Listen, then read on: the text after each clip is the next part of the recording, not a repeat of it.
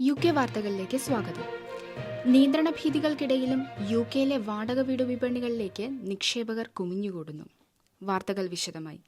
Britain രാജ്യത്തെ പുതിയ labour ഗവൺമെന്റിന് കീഴിൽ കർശനമായ നിയന്ത്രണങ്ങൾക്ക് സാധ്യതയുണ്ടെങ്കിലും വാടക വീടുകളിൽ നിക്ഷേപം വർദ്ധിപ്പിക്കുന്നു.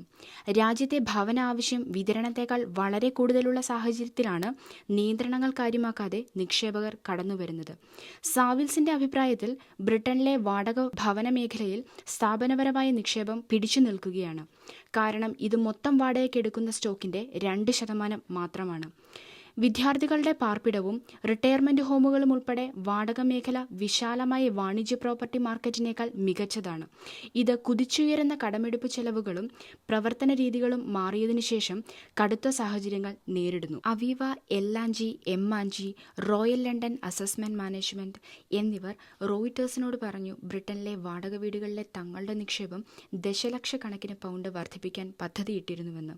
കഴിഞ്ഞ 18 മാസത്തിനുള്ളിൽ അവീവ നിക്ഷേപകർ ഈ മേഖലയിലേക്ക് 750 ദശലക്ഷം പൗണ്ട് എത്തിച്ചു. 3-4 വർഷത്തിനുള്ളിൽ അത് 3 ഇരട്ടിയാക്കുവാൻ ആഗ്രഹിച്ചു. കേംബ്രിഡ്ജിൽ 101 വാടക വീടുകൾ വിതരണം ചെയ്യുന്നതിനായി പുതിയ ടാബ് തുറക്കുന്ന ഹൗസ് ബിൽഡർ ബാരറ്റുമായാണ് തങ്ങളുടെ ഏറ്റവും പുതിയ കരാർ എന്ന് കമ്പനി അറിയിച്ചു. ധനകാര്യമന്ത്രി റേച്ചൽ റീവ്സ് തിങ്കളാഴ്ച തന്റെ ആദ്യ പ്രസംഗം ഉപയോഗിച്ച് ആസൂത്രണ നിയമങ്ങൾ പരിഷ്കരിക്കുമെന്നും 5 വർഷത്തിനുള്ളിൽ 1.5 ദശലക്ഷം വീടുകൾ വിതരണം ചെയ്യാൻ സ്വകാര്യ മേഖലയെ ഉപയോഗിക്കുമെന്നും വാഗ്ദാനം ചെയ്തു.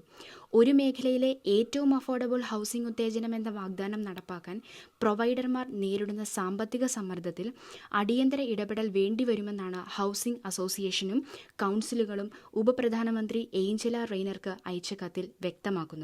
സോഷ്യൽ ഹൗസിംഗ് നടപ്പാക്കുന്ന ഏറ്റവും വലിയ ഡെവലപ്പർമാരായ ഹൗസിംഗ് അസോസിയേഷൻ കണക്കുപ്രകാരം 2023-24 വർഷത്തിൽ 32,705 വീടുകൾ മാത്രമാണ് നിർമ്മാണം ആരംഭിച്ചിട്ടുള്ളത്. 2022-23 വർഷത്തെ അപേക്ഷിച്ച് ഇത് 30% കുറവാണ്.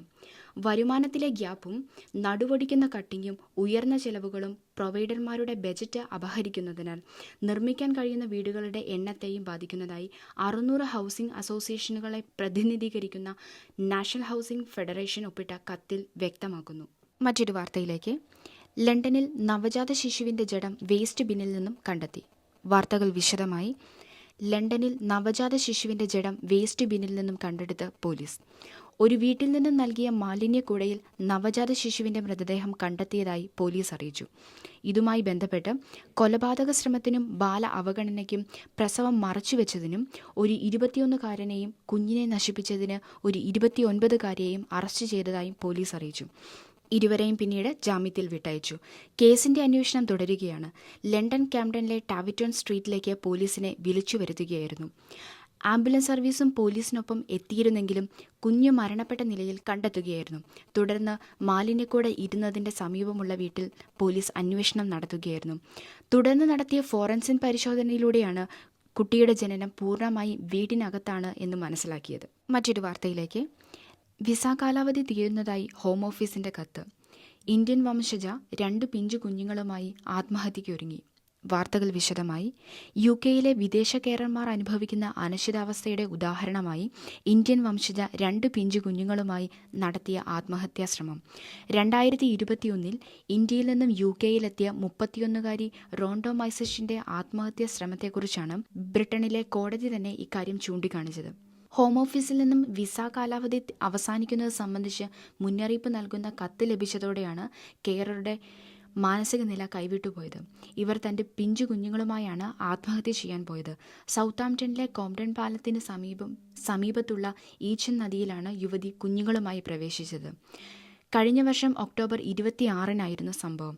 തണുത്തുറഞ്ഞ വെള്ളത്തിലേക്ക് ഇവർ ഇറങ്ങിപ്പോകുന്നത് 2 സ്കൂൾ വിദ്യാർത്ഥിനികൾ ശ്രദ്ധിക്കുകയും ഇവർ വഴിയാത്രക്കാരെ വിവരം അറിയിക്കുകയുമായിരുന്നു.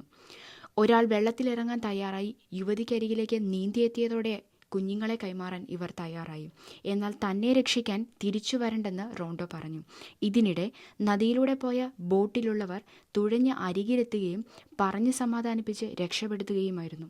ആശുപത്രിയിൽ ചികിത്സയ്ക്ക് ശേഷം പോലീസ് ഇവരെ അറസ്റ്റ് ചെയ്തു. യുവതി വിസ സംബന്ധിച്ച് കടുത്ത മാനസിക സമ്മർദ്ദത്തിൽ ആയിരുന്നുവെന്നാണ് ഡോക്ടർമാർ പറഞ്ഞത്. 2.5 വർഷത്തെ വിസയിലാണ് UK-യിലെത്തിയെങ്കിലും സ്പോൺസർഷിപ്പ് പുതുക്കാൻ 20,000 പൗണ്ട് നൽകണമെന്ന് തൊഴിലുടമ ആവശ്യപ്പെട്ടു. പണമായി ലഭിച്ചില്ലെങ്കിൽ വിസ റദ്ദാക്കുമെന്നും ഭീഷണിപ്പെടുത്തി. 2023 സെപ്റ്റംബറിൽ ഹോം ഓഫീസിന്റെ അറിയിപ്പിലാണ് സ്പോൺസർഷിപ്പ് റദ്ദായെന്ന് ഇവർ അറിയുന്നത്.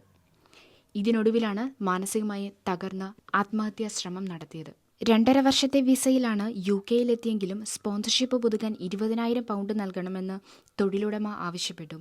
പണമായി ലഭിച്ചില്ലെങ്കിൽ വിസ റദ്ദാക്കുമെന്നും ഭീഷണിപ്പെടുത്തി. 2023 സെപ്റ്റംബറിൽ ഹോം ഓഫീസിന്റെ അറിയിപ്പിലാണ് സ്പോൺസർഷിപ്പ് റദ്ദായെന്ന് ഇവർ അറിയുന്നത്. ഇതിനൊടുവിലാണ് മാനസികമായി തകർന്ന് ആത്മഹത്യാ ശ്രമം നടത്തിയത്. സംഭവത്തിൽ കെയറെ ജയിലിലേക്ക് അയക്കുന്നില്ലെന്ന് വ്യക്തമാക്കിയ ജഡ്ജ്, സുപ്രധാന ജോലി ചെയ്യാനെത്തുന്ന ആളുകൾക്ക് സ്പോൺസർഷിപ്പ് വിസകൾക്കായി പണം നൽകാനുള്ള ഇത്തരം സമ്മർദ്ദങ്ങളുടെ നേർചിത്രമാണ് ഈ സംഭവം വിവരിക്കുന്നതെന്ന് ജഡ്ജി വ്യക്തമാക്കി.